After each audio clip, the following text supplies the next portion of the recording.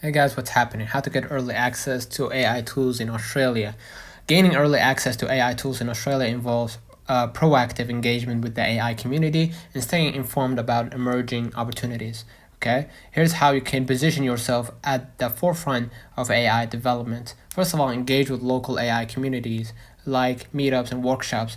Melbourne AI Developers Group regularly hosts events focusing on AI technologies. Similarly, the AI Meetup in Sydney offers sessions on AI, large language models like LLMs, machine learning, and data. LLMs stands for large language models. Okay, and you can use or join Google developers groups like GDG AI for Science in Australia, which provide platforms for knowledge exchanges and collaborations among AI practitioners. Okay, next, practice AI in beta testing programs like Seeklist beta testing positions across Australia offers hands-on experience with emerging AI tools, right?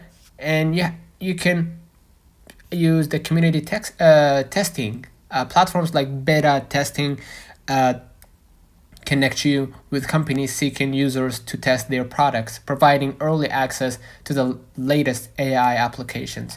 And stay updated with the industry development, right? Regularly read reputable sources like The Australian to stay informed about latest AI innovations and opportunities in the country. For example, their top 100 innovators of 2024 highlights leading minds in AI and technology. Okay, and engage in discussions on platforms like Reddit, where communities such as r/aus devs share insights and opportunities related to AI development in Australia. Okay, and enroll to programs like TAFE, NSW,